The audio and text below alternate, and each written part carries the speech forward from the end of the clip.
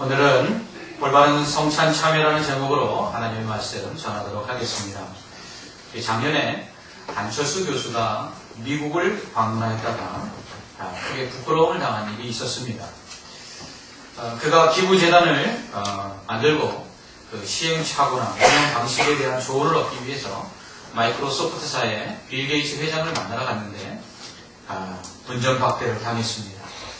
왜 빌 게이츠 회장은 안철수 교수의 방문에도 불구하고 문전박대를 했을까요? 사진조차 함께 찍는 것을 거부했다고 합니다. 이는 미국에서는 업무상의 논의를 하기 전에 먼저 식사에 초대하여 서로 교분을 여는 것이 상례라고 합니다. 그것도 서너 차례의 식사를 한 후에야 내가 그 사람을 좀 안다 이렇게 이야기한다는 것이죠. 그런 만남이 여러 차례 지속된 후에 호감이 생기고 신뢰가 쌓이면 상대를 자기 집으로 초대하여 저녁 식사를 한다는 것입니다. 이렇게 집으로 초대하여 저녁 식사를 하는 것은 이제 내가 당신하고 친구로 사귀고 싶다라는 의미를 지니고 있다고 합니다. 이미 몇 번의 만남을 통해서 저 정도의 교양, 매너, 품격이라면 친구로 삼아도 되겠다라는 자신이 생겼을 때 최종적으로 집으로 초대해서 가족들과 함께 식사함으로써 그 사람과 이제 앞으로 업무적인 일들도 함께 논의할 수 있는가 그걸 결정한다는 것입니다. 그러나 혹 이렇게 저녁 식사에 초대받았다 할지라도 가족들로부터 친구로 사귀기에는 좀 부적합하다라는 판정을 받으면 그 다음부터는 절대로 초대하지 않으며 더 이상의 업무적인 논의들을 진척시키지 않는다는 것입니다. 해외에서는 이처럼 식사를 한 후에야 친분을 쌓고 그 사람을 신뢰한 다음에야 업무와 같은 논의들을 하는 공식적인 관계를 맺게 된다는 것입니다. 만약 식사한 적이 없는 사람이 찾아오면 방문객으로 간주하여서 만나주지 않아도 아무 문제가 없다는 것입니다. 이처럼 밥을 함께 먹는다는 것은 그래서 그 사람과 함께 친밀해지는 기회가 되고 또 같이 식사하는 사람과의 친밀도를 측정하는 기준이 될 수 있습니다. 우리나라에서는 같이 모임에 참석했다가 그냥 명함 하나 건네주고 악수 하나만 해도 내가 그 사람을 안다 이렇게 떠버리는 경우들이 허다합니다. 그러나 이것은 어디까지나 한국적인 관행이지 외국에서 이렇게 했다가는 자칫 망신을 당하기가 일쑤라는 것입니다. 이처럼 식사를 한다는 것은 참 중요한 의미가 있습니다. 그러니 우리는 나중에 식사 한번 하자 이렇게 이야기합니다. 사실 형식적인 인사로 끝나는 경우도 있지만 이렇게 말하는 것은 그 사람이 좋기 때문에 그렇게 말을 하는 것입니다. 좋아하는 사람과는 함께하고 싶고 또 이야기하고 싶고 그래서 식사하면서 함께 만나서 이야기하는 것이 즐거운 것입니다. 그러나 싫어하는 사람은 함께 있는 것도 싫고 대화하는 것도 싫기 때문에 밖에 밥을 먹는다는 것은 더더욱 하기 싫은 일일 수밖에 없습니다. 누가복음 15장에는 이 이야기가 잘 나와 있습니다. 예수님께서 세리와 죄인들과 함께 대화하신 후에 그들과 함께 식사하시는 장면이 나오는데요. 이때 바리새인과 서기관들이 수군거리면서 이 사람이 죄인을 영접하고 음식을 같이 먹는다 이렇게 비방합니다.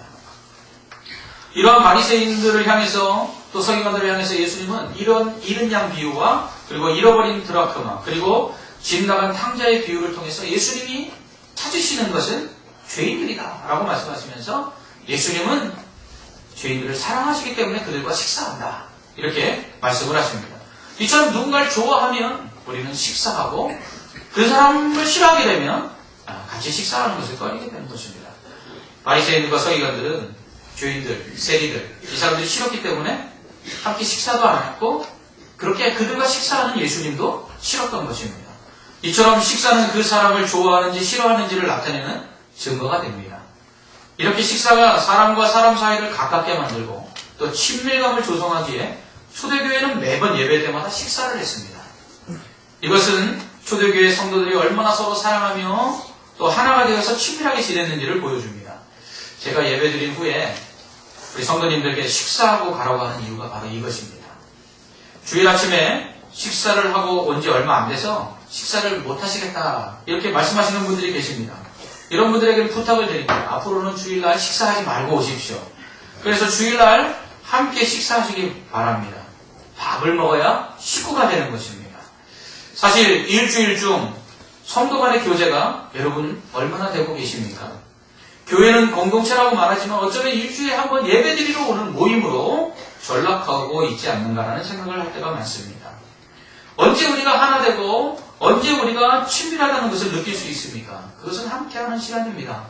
여러분, 이 예배는 개인적으로 드릴 수 있습니다. 하나님과 1대1로 예배 드릴 수 있습니다. 그러나 식사는요, 혼자 하면 참 뭐합니다. 그렇기 때문에 식사는요, 혼자 절대 할 수가 없습니다. 혼자 먹는 밥은 맛도 없고요, 혼자 먹는 밥은 먹기도 싫은 것입니다. 그래서 식사를 하게 되면 자연스럽게 옆에 사람과 이야기하게 되고 식사하면 교제하게 되는 것입니다. 여러분, 우리 교회 예산 중에 많은 부분을 차지하고 있는 것이 무엇입니까? 그것은 바로 식사 준비하는데 들어가는 예산입니다. 여러분, 제가 우리 교회 부임해서 가장 지금까지 많은 돈을 써서 설치하고 또 다시 리모델링한 것이 무엇입니까? 그 식당입니다.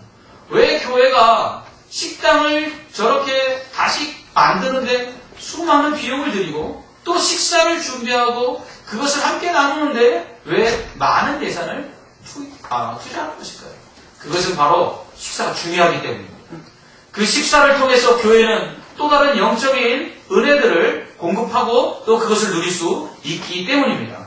그러므로 여러분, 교회에 오셔서 예배만 드리고 가신다면 여러분은 하실 일 중에 절반밖에 안 하시는 것입니다. 여러분이 식사를 하고 가셔야지만 여러분은 우리 교회를 사랑하는 자요, 또 우리 교회 성도들을 사랑하는 자요, 또 우리 교회에 있는 성도들과 사귀기를 원하는 자요, 그리고 하나님이 우리에게 보여주신 그 사랑을 나누기를 원하는 자로 우리는 생각할 수 있는 것입니다. 이러한 초대교회의 식사는 초대교회 예배의 주된 순서였습니다.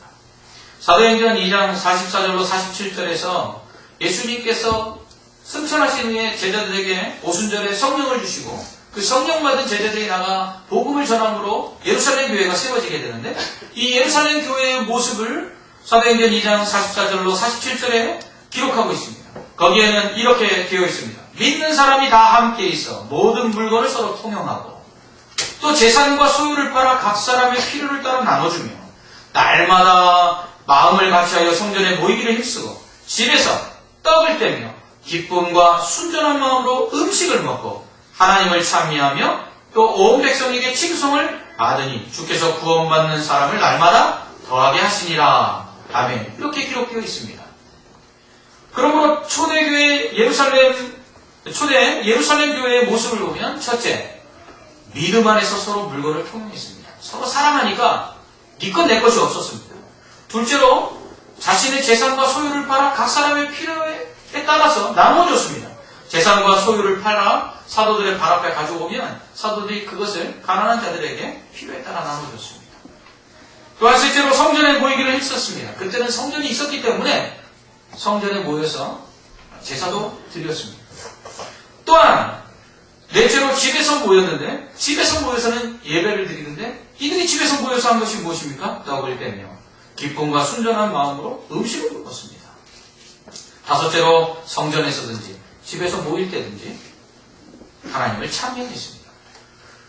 이러한 예루살렘 교회의 모습은 나눔과 그리고 모임과 그리고 식사와 예배, 이것이 예루살렘 교회의 모습이었습니다.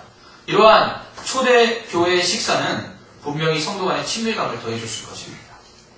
또한 초대 교회의 식사는 교회가 공동체로서 하나라는 인식을 갖게 했을 것입니다. 그래서 초대 교회의 식사를 공동체 식사라고 부릅니다. 초대 교회의 공동체 식사는 두 가지로 구분할 수가 있는데, 첫째는 말 그대로 음식을 나누어 먹는 일반적인 식사입니다. 모여서 함께 음식을 먼저 나누고 식사를 하는 것이 초대교회의 예배의 시작이었습니다. 당시는 로마의 통치 아래에 있었기 때문에 로마식 식사가 유행했습니다. 로마식 식사란 식사를 주최하는 주인이 음식을 마련하여 손님들에게 식사를 제공해 주는 것입니다. 그래서 당시 초대교회 모임은 좀 부유한 성도들의 집에서 모였습니다. 마가의 다락방이라고 말하는 오순절 성령 강림의 장소를 생각해 보아도 여러분 120명의 성도가 들어갈 수 있는 다락방이라면 얼마나 크겠습니까? 이처럼 초대교회는 좀 부유한 자들이 식사를 준비하여 성도들에게 식사를 제공하고 함께 모여 식사를 나눔으로 함께 예배를 드렸던 것입니다. 둘째로 초대교회의 식사는 성찬식입니다. 초대교회 성찬 성찬식은 집에서 모여서 떡을 떼고 잔을 나누는 형식으로 거행되었습니다. 함께 모여서 식사를 하고 식사를 마칠 때쯤 이제 그 떡과 포도주를 나눔으로써 성찬 예식을 거행했다는 것입니다. 예수님이 잡히시던 날 밤에 예수님께서 제자들과 함께 유월절 식사를 하셨는데 이 유월절 식사를 하시면서 뭐라고 말씀하셨냐면 떡과 포도주를 나눠주시면서 내가 다시 오는 날까지 이것을 기념하라 이렇게 말씀하셨습니다. 이러한 예수님의 말씀에 따라 초대교회는 식사와 함께 식사 후에 성찬 예식을 거행했습니다. 이렇듯 초대교회의 식사와 성찬식은 공동체의 친밀과 하나됨을 위한 식사의 의미를 넘어서 예수 그리스도의 십자가의 희생과 헌신을 기념하는 예배적 의미가 포함되어 있는 것입니다. 성찬식은 그 자체로 하나의 예배라고 할 수 있습니다. 이스라엘 백성은 유월절 어린 양을 잡아 그 고기를 먹고 그 피를 좌우 설주와 임방에 바름으로써 장자 죽음의 재앙에서 구원을 받았습니다. 이처럼 예수 그리스도가 십자가에서 우리를 위해서 피 흘려 죽으심으로 말미암아 그리고 그 몸이 채찍에 맞아 고난받음으로 말미암아 우리는 구원을 받았습니다. 이러한 예수 그리스도의 그 고난을 상징하는 그 살과 피, 그것을 상징하는 포도주를 그리고 떡을 먹고 마심으로 우리는 예수 그리스도로 말미암아 구원받았음을 기념하는 것입니다. 그래서 예수님께서는 제자들과 함께 이 성만찬 예식을 제정하시기 위해서 유월절 전날 주님이 잡히시던 날 밤에 유월절 식사와 함께 성만찬을 제정하신 것입니다. 이러한 성찬식을 통해 주님이 원하시는 것은 다음과 같습니다. 첫 번째로 주님의 십자가 죽음과 희생에 대해서 기억하고 감사하라는 것입니다. 주님이 그 유월절 식사를 통해서 성만찬을 제정하실 때 이 떡은 내 몸이다. 이 포도주는 내 피다 라고 말씀하셨습니다. 내가 너희를 위하여 이렇게 죽음으로써 너희가 생명을 얻고 영생을 얻고 구원을 얻은 것처럼 이 포도주와 이 떡을 먹으면서 나로 말미암아 생명을 얻고 구원받았음을 기억하고 감사하라라는 것입니다. 둘째로 예수님이 보여주신 희생과 섬김을 본받으라는 것입니다. 예수님은 제자들에게 하나님을 사랑하고 이웃을 사랑하라 라고 말씀하셨습니다. 이것이 큰 계명이라고 말씀하셨습니다. 사랑은 기독교의 화두지요. 기독교의 주제는 사랑입니다. 사랑이 없는 기독교는 기독교가 아닙니다. 하나님이 가지고 계신 성품 중에 최고의 성품도 사랑입니다. 이러한 사랑을 우리가 받았습니다. 그리고 또한 주님은 이 사랑을 우리가 행하기를 원하십니다. 어떻게요? 주님이 십자가에서 보여주신 것처럼 자신의 생명을 내어주는 그 희생과 헌신을 통해서 사랑을 나타내라고 말씀하고 있는 것입니다. 그러므로 우리가 사랑한다는 것은 쉬운 것이 아닙니다. 왜요? 주님처럼 우리의 몸을 내어주고 그리고 우리의 생명을 내어주기까지 사랑해야 되는 것, 그것이 주님이 보여주신 사랑이고 우리가 실천해야 될 사랑이기 때문입니다. 초대교회 성도들이 서로 물건을 통용하고 재산을 팔아서 사도들의 발 앞에 갖다 줌으로 이것을 나눌 수 있었던 것은 바로 주님이 보여주신 그 십자가의 헌신과 그 사랑을 실천했기 때문이라는 것입니다. 그러므로 이러한 성찬 예식을 행한 후에 성도들의 삶을 통해서 나타나야 되는 것들이 있습니다. 성찬 예식에 참여한 성도들의 삶을 통해서 나타나야 되는 것은 첫째로 교회 하나됨입니다. 식사를 같이 했습니다. 그러면 가까워져야 하는 것입니다. 그리고 더욱더 사랑 속에서 하나가 되는 것입니다. 성찬 예식을 오늘 거행하게 되는데 이 성찬 예식에 참여한 이후에 우리는 더욱더 사랑으로 하나 되는 교회가 되어야 합니다. 둘째로 성찬에 참여한 성도들은 거룩한 삶을 살아야 합니다. 예수께서 십자가에 죽으셔서 그 살을 찢기시고 그 피를 흘리신 이유가 무엇입니까? 그것은 우리 죄 때문입니다. 우리의 죄를 용서해 주시고 우리로 하나님 앞에 의롭다함을 얻어 구원받도록 하기 위해서 십자가에서 그렇게 피 흘리시고 찢기시며 고통당하신 것입니다. 그렇다면 예수 그리스도의 그 십자가의 희생을 상징하는 떡과 포도주를 마신 우리는 당연히 그 주님의 희생이 헛되지 않도록 거룩한 삶을 살아야 되는 것입니다. 그러므로 성찬에 참여하는 자들은 죄 짓지 않는 거룩한 삶을 살기로 결단해야 하는 것이죠. 셋째로 성찬에 참여한 성도는 무엇을 하든지 주님을 위해서 살아야 합니다. 바울은 너희가 먹든지 마시든지 무엇을 하든지 다 하나님의 영광을 위하여 하라라고 말합니다. 그럼 당시에는 로마식 식사가 유행했다고 말씀을 드렸습니다. 로마식 식사는 식사를 다 마친 후에 식사를 주최한 주인이나 아니면 상석에 앉은 사람이 마지막으로 포도주잔을 높이 들고 황제를 위하여 라고 외치면 모든 사람이 다 같이 황제를 위하여 라고 외치고 그 잔을 마심으로써 식사를 마무리했습니다. 이러한 로마식 식사의 예법을 성찬 예식을 통해서 예수님 바꿔놓으신 것입니다. 이제는 모든 식사가 마친 후에 떡을 떼고 포도주를 나누어 주면서 예수님께서 이것은 황제가 준 것이 아니라 내가 너희를 위하여 준 몸이요 내가 너희를 위하여 준 내 피다. 그러니 이것을 먹고 마실 때마다 나를 위하여 살기로 다짐하라 라고 하면서 성찬 예식을 제정한 것입니다. 그러므로 성찬 예식은 우리가 떡을 먹고 포도주를 마시면서 주를 위하여 살겠습니다 라고 결단하는 시간이라는 것입니다. 모든 먹고 마심이 황제가 준 것이고 그래서 그것을 준 황제를 위하여 사는 것이 아니라 하나님께서 우리를 위하여 주신 것이고 또 주님께서 생명을 바쳐서 우리에게 허락하신 이 생명이고 은혜이기에 우리가 먹고 마시는 이유가 주를 위함이라는 것을 다시금 되새기는 것. 그것이 바로 성찬의 의미라는 것입니다. 넷째로 성찬 예식에 참여한 자들을 통해서는 복음의 증거가 나타나야 합니다. 성찬에 참여한 자들은 이 성찬에 더 많은 사람들이 참여할 수 있도록 복음을 전해야 합니다. 성찬 예식은 천국에서 우리가 참여할 천국 잔치를 예표합니다. 그러므로 천국에 들어가서 우리가 잔치에 참여할 것을 이 땅에서 미리 경험하는 것입니다. 우리가 그 잔치에 누구 때문에 들어갑니까? 예수님 때문에 들어갑니다. 그 예수님으로 말미암아 죽음의 고통을 이기고 여러 환난과 고난 속에서 건진받아 평안을 누리게 되었음을 기뻐하고 감사하며 이 성찬에 참여하는 것입니다.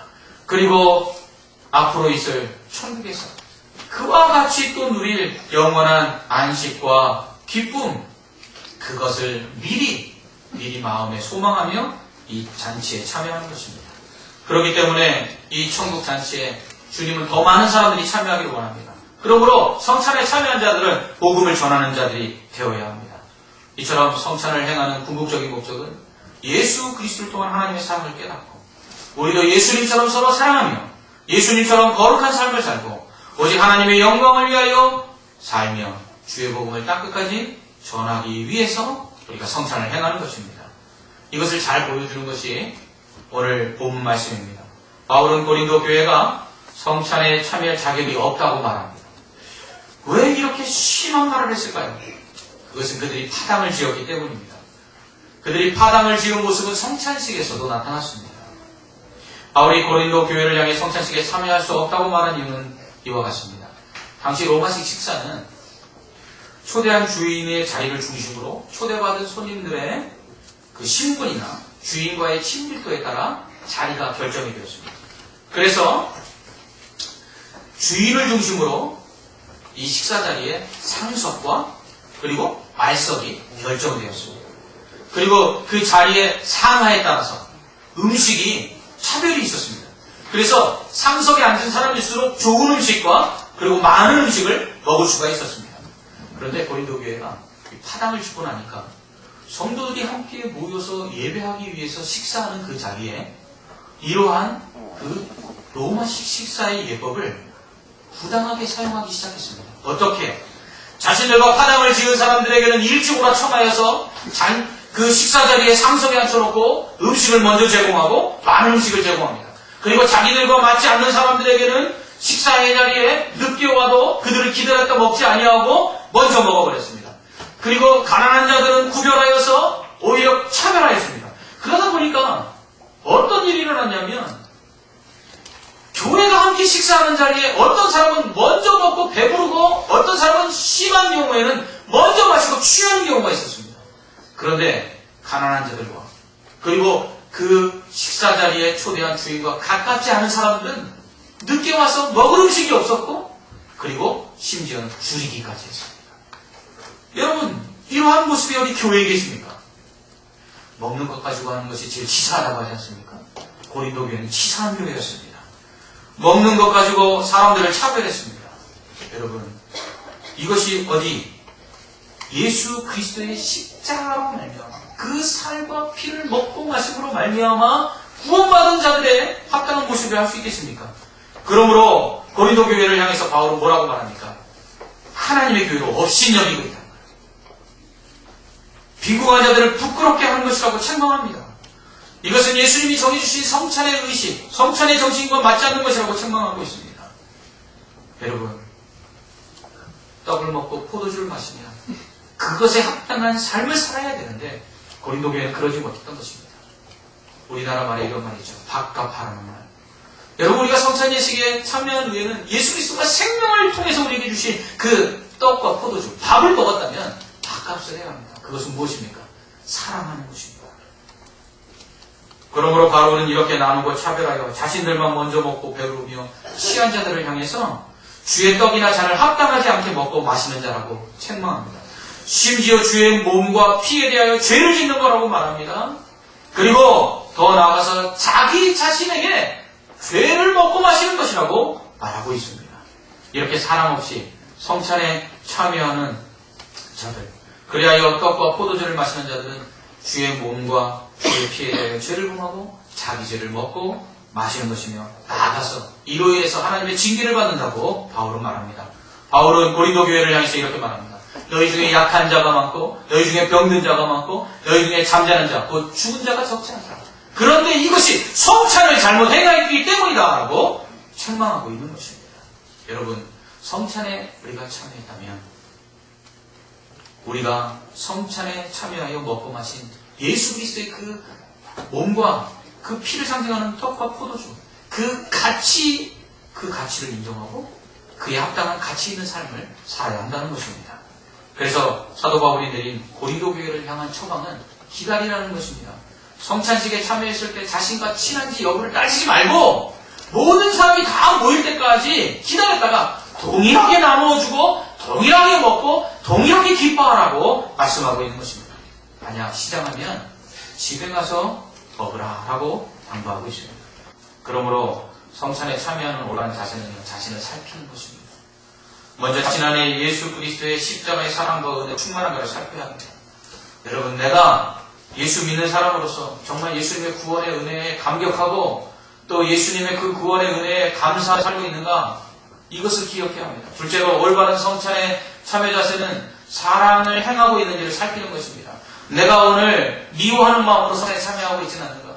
내가 누군가를 사랑하지 않는 마음으로 이 성찬에 참여하고 있지는 않는가? 살피고 성찬에 참여해야 합니다. 그냥 미워하는 마음과 사랑이 없는 마음으로 성찬에 참여하면 우리는 예수 그리스도의 그 살과 피를 헛되게 하는 것이요, 그리고 우리의 몸에 죄를 먹고 마시는 것이기 때문입니다.